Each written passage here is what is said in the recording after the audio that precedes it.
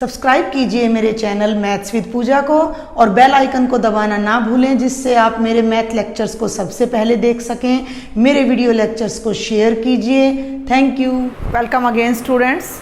Last lecture में मैंने आपको कॉम्पोजिशन ऑफ फंक्शन समझाया था और आज के लेक्चर में मैं उससे रिलेटेड कुछ एग्जांपल्स आपको कराने जा रही हूँ जो कि आपके एनसीईआरटी की बुक में दिए गए हैं। लास्ट लेक्चर में भी मैंने आपको 2 एग्जाम्पल कराए थे, तो अब हम करेंगे एग्जाम्पल नंबर 17। आज का हमारा ये है एग्जाम्पल नंबर 17। थोड़ी सी इसकी स्टेटमेंट थोड़ी बड़ी है, तो मैं इसको थोड़ा एब्रीवेट करके यहाँ पर लिखूँगी कि f is a function from set a to b। ठीक है भाई, और a क्या है ये अलग से इसमें डिफाइन किया हुआ है कि a is the set of all real numbers except 3/5 except 3/5 okay, and b is the set of all real numbers except 7/5। सारे रियल्स 3/5 को छोड़कर तो a हैं और सारे रियल 7/5 को छोड़कर b हैं, और f एक फंक्शन है भाई b से a तक है। अब ये देखिए, आप अपनी बुक अपने पास रखिएगा। f is a function from r-7/5, तो r-7/5 आपका b हो जाता है और b से a तक हमारी एक मैपिंग जा रही है which is given by fx is equal to 3x + 4/5x - 7। ठीक है, और g एक फंक्शन है हमारा a से b तक, क्लियर, जिसमें हमें गिवन है कि gx is equal to 7x + 4/5x - 3। ठीक है भाई, हमें 2 sets a and b given है विद सम रिस्ट्रिक्शन। a में 3/5 नहीं है, बाकी सारे रियल नंबर्स हैं। b में 7/5 नहीं है, बाकी सारे रियल नंबर्स हैं। f एक फंक्शन है सेट b से सेट a पर, ठीक है, सेट b से सेट a पर, जिसका ये नेचर है 3x + 4/5x - 7, और g एक फंक्शन है a से b पर, जिसका नेचर है 7x + 4/5x - 3। ठीक है, दोनों वाइस वर्सा चल रहे हैं एक तरह से कि ये आपका सेट a है और ये अगर आपका सेट b है तो a से b पर जो मैपिंग जा रही है वो g है और b से a पर जो मैपिंग आ रही है वो f है। क्लियर है यहाँ तक आपको सब कुछ? अब क्वेश्चन क्या उठता है कि देन शो दैट, क्या शो करना है कि बहुत ध्यान से समझेंगे कि F O ji I of ए के इक्वल है। ये भी मैं समझाती हूँ क्या मतलब है। जी ओ एफ आई ऑफ बी के इक्वल है। आई ए और आई बी हमारे आइडेंटिटी फंक्शन हैं। I A is the identity function on x. जिन बच्चों को आइडेंटिटी फंक्शन ध्यान नहीं है, identity function on A, sorry, identity function on A, तो मैंने 11th क्लास को मैंने जो रिलेशन एंड फंक्शन कराया वहाँ मैंने ये सारा टाइप ऑफ फंक्शन समझा रखा है, तो वहाँ से आप आइडेंटिटी फंक्शन देखें। फिर भी मैं एक बार बता देती हूँ कि आइडेंटिटी फंक्शन का मतलब होता है कि ए के किसी भी एलिमेंट एक्स की इमेज x आएगा। ठीक है, और आई बी का मतलब है भाई आपका आइडेंटिटी फंक्शन ऑन बी। इसका मतलब है कि अगर हम किसी b के एलिमेंट को मैं y नाम दे दूँ और उसकी इमेज अगर निकालती हूँ तो वो y ही आनी चाहिए। आइडेंटिटी फंक्शन का मतलब एलिमेंट की इमेज एलिमेंट इटसेल्फ आना चाहिए। तो अब हमें एक्चुअल में करना क्या है? इतनी सारी स्टेटमेंट का, इतनी बड़ी स्टेटमेंट हमें दे दी हूँ, लोग पता नहीं क्या पूछ लिया। पूछा कुछ भी नहीं है, ये fx है, ये gx है। एक बार आपने fog की कॉम्पोजिशन करनी है, एक बार आपने gof कॉम्पोजिशन करनी है। बस साथ में एक छोटा सा काम आपका बढ़ गया है कि आपने ये बताना है कि जब हम FOG की कॉम्पोजिशन करेंगे, जब हम कॉम्पोजिशन करते तो किसी एलिमेंट को लेके चलते हैं, तो FOG को जब हम x पर डिफाइन करेंगे तो उसका आंसर x ही आएगा। ठीक है, आई ए का मतलब भाई x की इमेज x आएगी। भाई मैं यहाँ दोनों तरफ x लगा दूँ, इधर x लगाया तो वो क्या बनेगा, आई ए ऑफ x, और वो क्या आ जाना चाहिए, x आ जाना चाहिए। ऐसे ही अगर मैं जी ओ एफ को किसी x के लिए डिफाइन करती हूँ तो उसका भी आंसर x आ जाना चाहिए। ये आपने शो करना है। आपका एक्चुअल काम क्या है कि एफ ओ जी एक्स भी x के इक्वल है और GOF(x) भी x के इक्वल है, ये आपने प्रूव करना है। तो क्वेश्चन बहुत सिंपल है, बस इसकी स्टेटमेंट ही इतनी लंबी है कि पूछिए नहीं, आंसर प्रूव करना बिल्कुल आसान है। तो अभी हम देखते हैं फटाफट से। कॉम्पोजिशन मैंने आपको बता दिया था बेटा, मैं फिर बता देती हूँ अभी यहाँ करते करते साथ में।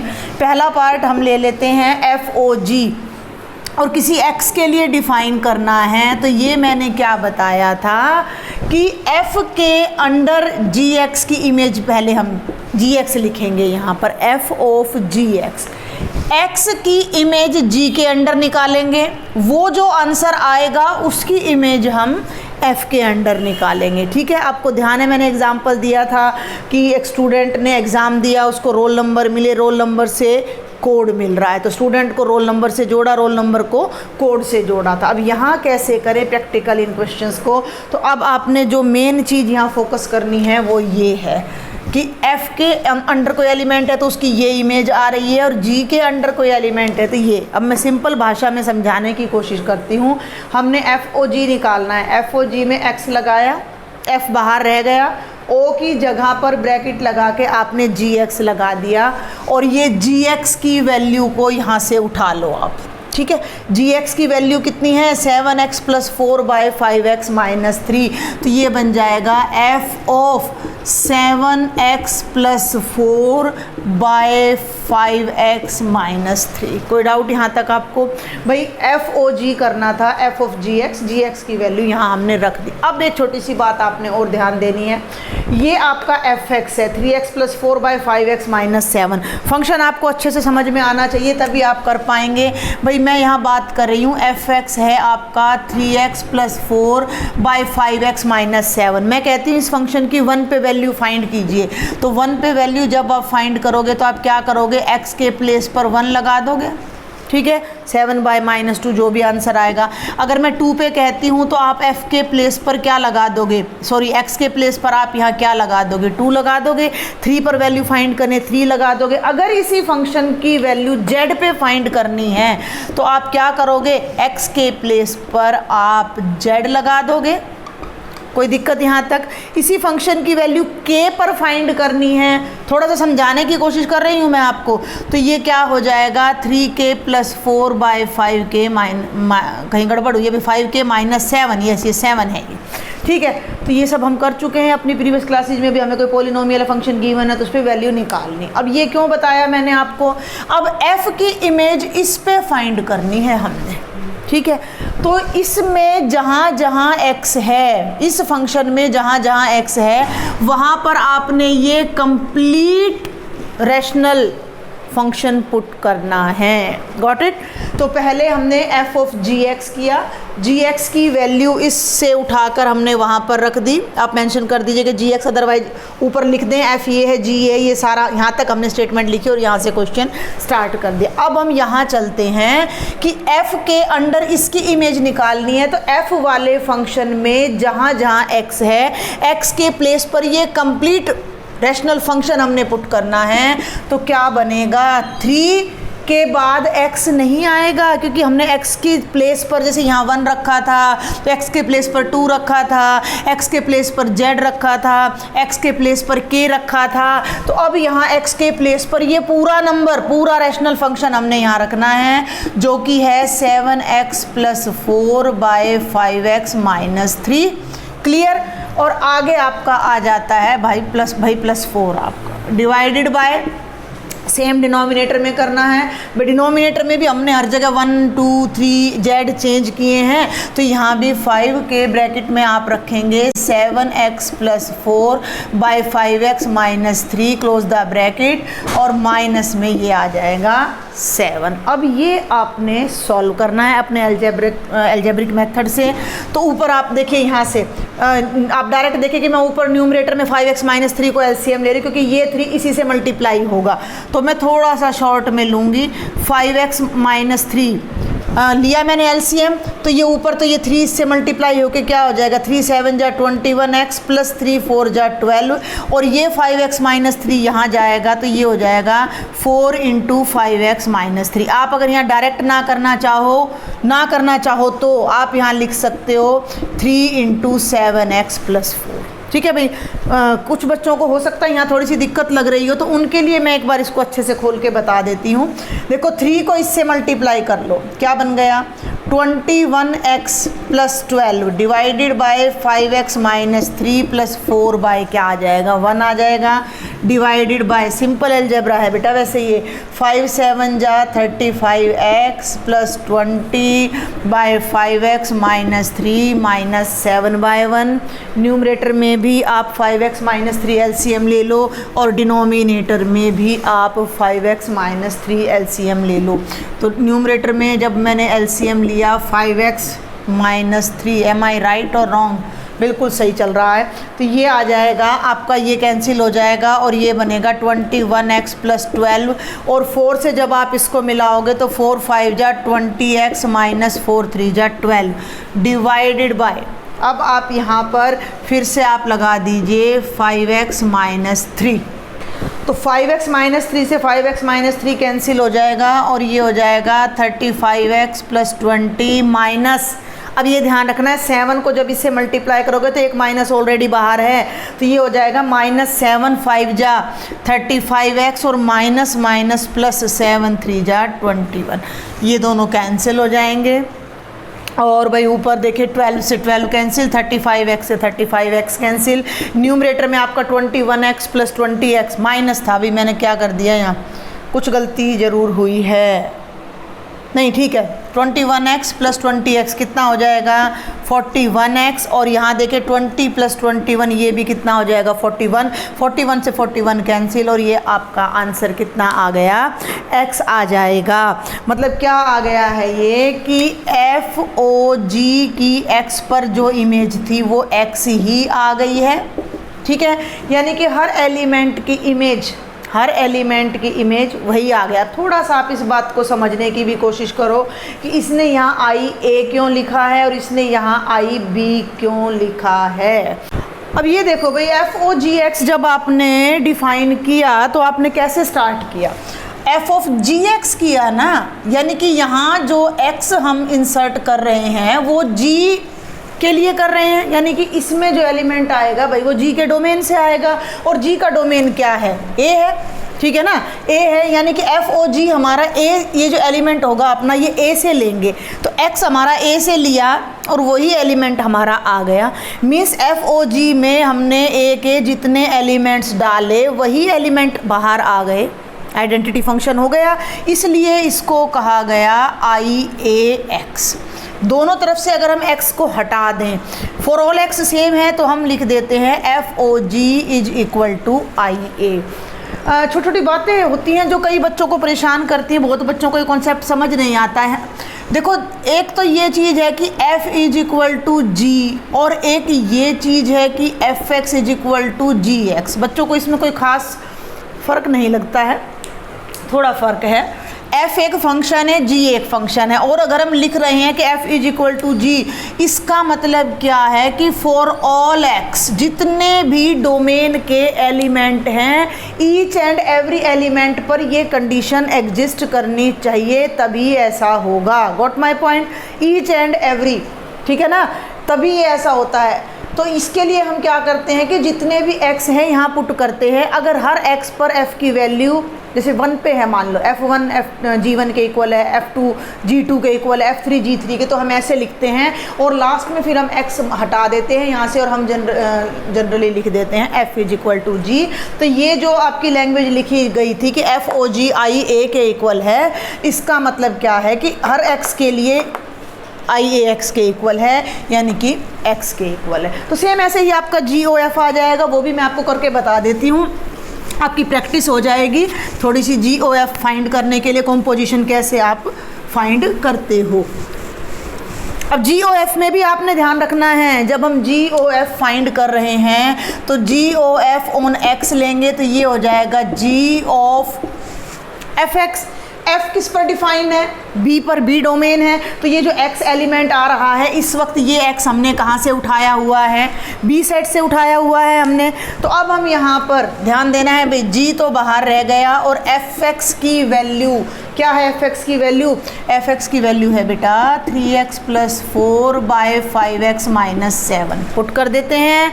और same like the last question, last part अपना, जहाँ अब gx की ये इमेज आ रही थी, 1 के लिए x के प्लेस पे 1 रखना था, 2 के लिए 2 रखना था, 3 के लिए 3 रखना था। तो भाई 3x + 4 / 5x - 7 पे इमेज निकालनी है। तो इस पूरे फंक्शन में जहाँ जहाँ x है वहाँ पर हम ये कंप्लीट वैल्यू को पुट कर देंगे। क्लियर। तो यहाँ पर भी ध्यान रखना है और उधर भी कि g हट जाएगा, g ऑफ x ये पूरा इमेज देता है कि इसका मतलब समझो कि x की इमेज क्या है, x के 7 गुणे में 4 जोड़ दिया, x को 7 टाइम्स करके 4 ऐड कर दिया और x को 5 टाइम्स करके 3 माइनस करके उससे डिवाइड कर दिया।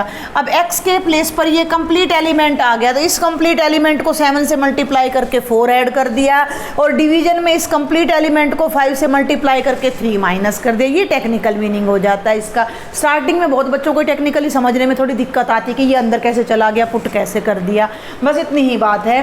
तो ये 7 है, तो 7 के साथ हमने यहाँ रखा 3x + 4 / 5x - 7 और प्लस में आपका आ जाता है 4 और बेटा डिवाइडेड बाय हो गया 5 के साथ आ गया 3x + 4 / 5x - 7 और माइनस का आ गया 3। सॉल्व कर दीजिए। अब मैं शॉर्ट में करूँगी, 21x + 28 और 4 से करोगे तो 4 × 5 = 20x - 28। डिनोमिनेटर सेम है, कैंसिल हो जाएंगे दोनों के। 5 × 3 = 15x, 5 × 4 = 20। ये माइनस का ध्यान रखना है, -3 को 5 से करोगे -15x + 21। चले भाई 15x से 15x कैंसिल, 28 से 28, ऊपर फिर से वही 41x / 41, फिर से वही x आ जाता है। तो GOF जो है हमारा वो IB के इक्वल हो जाता है। क्लियर। तो दोनों कॉम्पोजिशन आइडेंटिटी फंक्शन को रिप्रेजेंट कर रही है। ये एक बहुत इंपॉर्टेंट कॉन्सेप्ट है जो आगे आपको इन्वर्टिबल फंक्शन करते टाइम ध्यान रखना है, वहाँ इसका यूज होना है। बेटा इन नेक्स्ट 2 एग्जांपल्स में अब हम कंपोजिशन फंक्शन का 1 1 और ऑन 2 का कॉन्सेप्ट देखेंगे कि कंपोजिशन फंक्शन का 1 1 और ऑन 2 होते हैं। क्लियर। तो ये 18th एग्जांपल है कि show that if a function f from a to b and g a function from b to c are 1 1 यानी दोनों 1 1 है, f भी 1 1 है, g भी 1 1 है, then GOF from a to c is also 1 1। Clear है।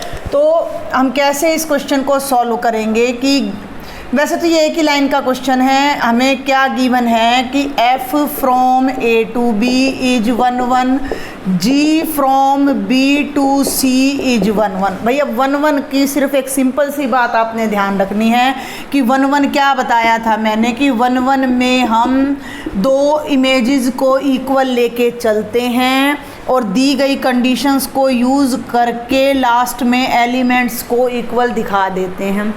हमने मान लिया x1 x2 की इमेजेस इक्वल हैं, तो x1 x2 भी अगर इक्वल हो गए तो फंक्शन 1 1 हो जाएगा। अब हमारा काम क्या है, हमने किसको 1 1 दिखाना है, देन GOF को हमने 1 1 दिखाना है।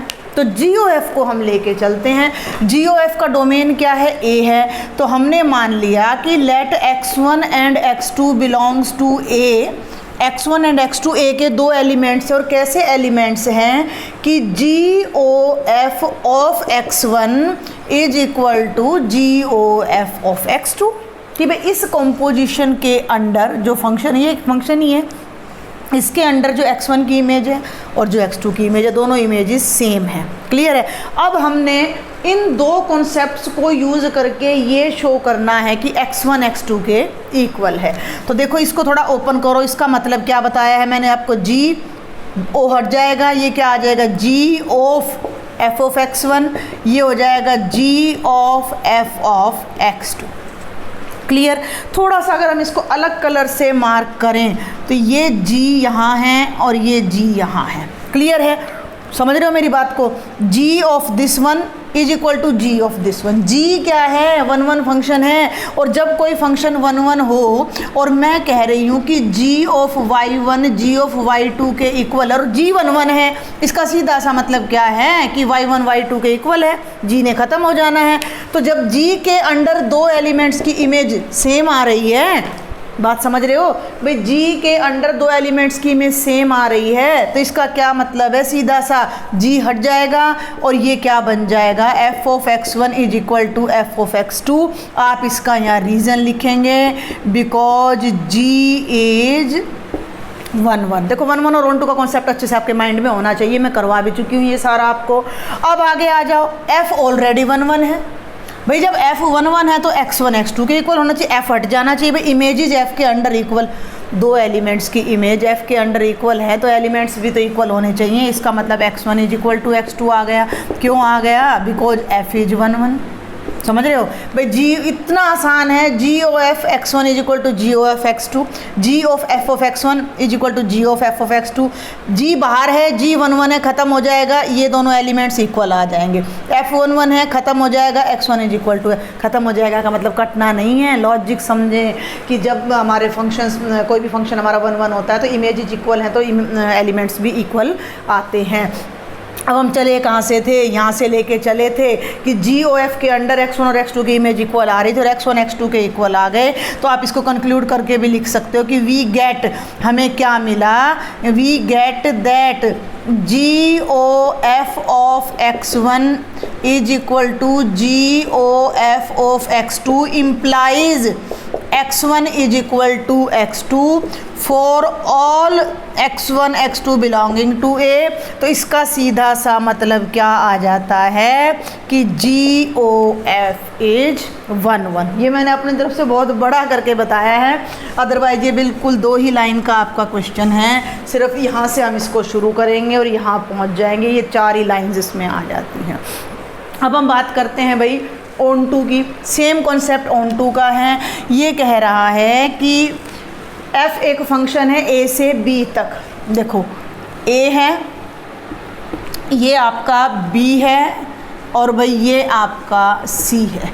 यहाँ से यहाँ तक एक फंक्शन है f और यहाँ से यहाँ तक है एक फंक्शन g। ठीक है, और आपको मैंने बता रखा है कि जी ओ एफ आपका कहाँ से कहाँ तक होता है? a से c तक।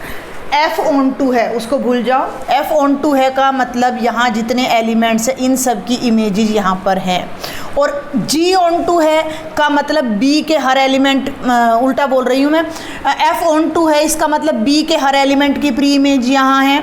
g ऑन टू है इसका मतलब c के हर एलिमेंट की प्री इमेज यहाँ है। आपने क्या शो करना है कि जो हमारा फंक्शन जी ओ एफ है ये भी ऑन टू है। ठीक है, अब जो आपका जी ओ एफ है वो कहाँ से कहाँ तक डिफाइन है? ए से सी तक। तो आपका काम क्या है? आपने ये शो करना है कि सी में कोई एलिमेंट लेना है और उसकी प्री इमेज ए में हमने दिखानी है। तो हमने मान लिया कि let Z belongs to C, Z C को बिलोंग कर रहा है, and G is a function from B to C is onto. ध्यान देना मेरी बात पर, इसमें जेड है भाई, इसमें जेड। ठीक है, इधर राइट वाले को देखना, ये फंक्शन ऑन टू है तो इसमें जितने भी जेड हैं इनके लिए यहाँ कोई ना कोई प्री इमेज होगी। वो प्री इमेज मैंने क्या मान ली? यहाँ पर वाई है। ये चले आगे, जेड क्या है? कोई एलिमेंट है, रैंडमली कोई एलिमेंट अपने चूज़ कर लिया सी का, और जी बी से सी तक ऑन टू है तो it means there exist Y belonging to B. ठीक है, such that G of Y किसके इक्वल हो? सी के, सॉरी सी के नहीं, जेड के। तो जेड हमारा क्या बन जाएगा? जी ऑफ वाई। केवल 2 पार्ट में आपने इस क्वेश्चन को देखना है। पहले इस लेफ्ट वाले को भूल जाना, इस फंक्शन को देखना, ये ऑन टू है तो यहाँ जितने एलिमेंट्स हैं इन सब की प्री इमेज यहाँ मिलेंगी। तो यहाँ मैंने एक जेड ले लिया तो जेड की प्री इमेज मैंने क्या मान ली? वाई है। फंक्शन का नाम क्या है? जी, तो जी ऑफ वाई किसके इक्वल हो जाएगा? जेड के। अब इसको भूल जाओ, राइट वाले को लेफ्ट पे आ जाओ। बट f एक a से b तक फंक्शन है। अब y किसको बिलोंग कर रहा है? b को।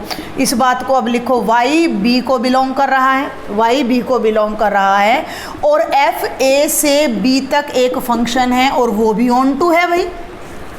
f हमारा क्या है, ऑन टू है, सिंपल सी बात है। चलें आगे, जब f ऑन टू है तो y की प्री इमेज यहाँ मिलनी चाहिए, तो हमने मान लिया जब y की प्री इमेज है वो x है, तो then there exist x belonging to a such that f of x is equal to y।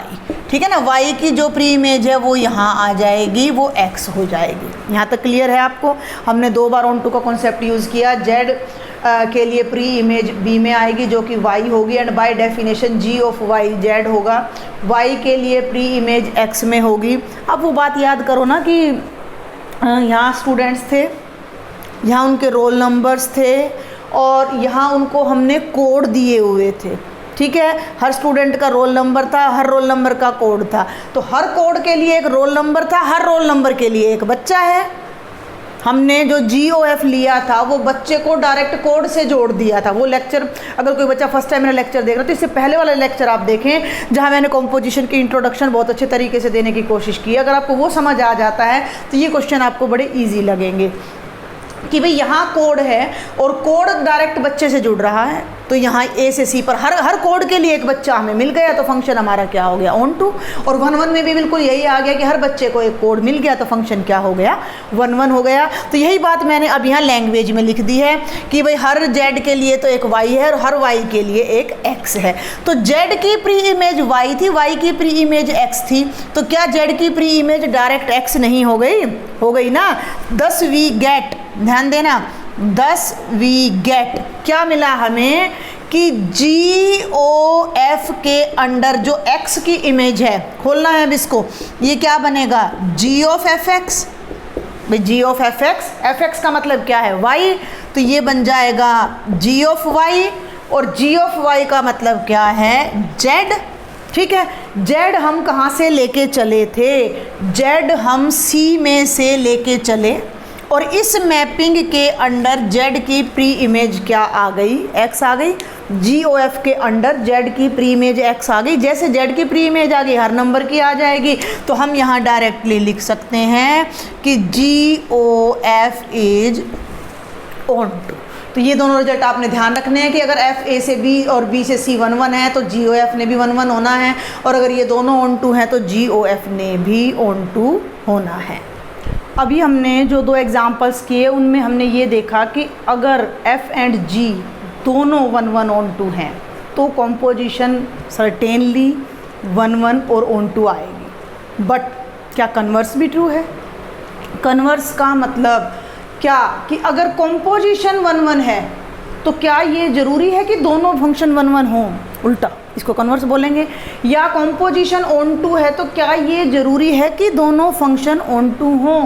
तो यही है आपके नेक्स्ट 2 एग्जाम्पल्स। एग्जाम्पल नंबर 20 क्या है, consider functions f and g such that composite GOF is defined. कोई 2 function आप अपने आप बनाइए और GOF 1 हो। ठीक है, ऐसा फंक्शन हमने बना लिया। क्या ये ज़रूरी है कि f और g दोनों 1 हो? तो देखिए हम एक रैंडमली कोई एग्जांपल यहाँ लेकर चलते हैं। ये हमारे पास सेट A है और ये हमारे पास B है, 1 2 3 4। एग्जांपल मैं आपकी बुक से ही ले रही हूँ। और B हमारा 1 2 3 4 5 6 है। f हमारा एक फंक्शन है A से B तक, defined by fx is equal to x, identity function. ठीक है भाई, तो ये आ गया हमारा, क्लियर। और g हमारा फिर से एक फंक्शन है B से B पर ही, B से B पर ही है, तो आप इसको B नाम दे दीजिए या C नाम दे दीजिए। 1 2 3 4 5 6। g का नेचर क्या है ये अब आपने देखना है कि g x है, आइडेंटिटी नहीं है, ध्यान से देखना है कि कब, जब x 1 है, 2 है, 3 है और 4 है। ध्यान से समझना, यानी 1 की इमेज 1 है, 2 की 2 है, 3 की 3 है, 4 की 4 है। लेकिन जो g के अंडर 5 की और 6 की जो दोनों की इमेजेस हैं वो क्या आ रही हैं, 5 आ रही हैं। क्लियर, तो 5 की इमेज भी 5 आ रही है और 6 की इमेज भी 5 आ रही है। हो गया यहाँ तक डिफाइन। ये आपका फंक्शन हो गया f, ये आपका फंक्शन हो गया g। अब हम GOF डिफाइन करते हैं, देखते हैं क्या बनता है। GOF के अंडर 1 की इमेज लो, 1 की इमेज। ठीक है भाई, तो ये क्या बनेगा, g ऑफ F1 F1 कितना है भाई 1 है, तो ये बनेगा G ऑफ 1। G ऑफ 1 कितना है 1 है। G ओ F के अंडर 1 की इमेज 1 आ गई। आपको पता होना चाहिए G ओ F कहाँ से कहाँ तक है, A से B तक है भाई। G ओ F हमारा A से B तक जा रहा है, तो A हमारा डोमेन हो गया, ये हमारा हो गया G ओ F। तो हम इन 4 एलिमेंट्स की इमेज क्रॉस चेक कर लेते हैं। अगर हर एलिमेंट की इमेज सिंगल यूनिक आ रही है तो फंक्शन हमारा 1 1 हो जाएगा। तो 2 की इमेज लोगे तो भी G ऑफ F2, ये 2 की इमेज 2 है तो G ऑफ 2 आ जाएगी। ऐसे 3 की इमेज 3 है और 3 की 3 आ जाएगी। 4 की 4 है, 4 की 4 आ जाएगी। तो G ओ F के अंडर X की इमेज X ही आ रही है, चारों की। 1 की इमेज 1 ही आ रही है, आप देख सकते हो। 2 2 से 2 2 से कनेक्टेड है, 3 3 से 3 3 से कनेक्टेड है, 4 4 से, तो ये 4 all X belonging to A।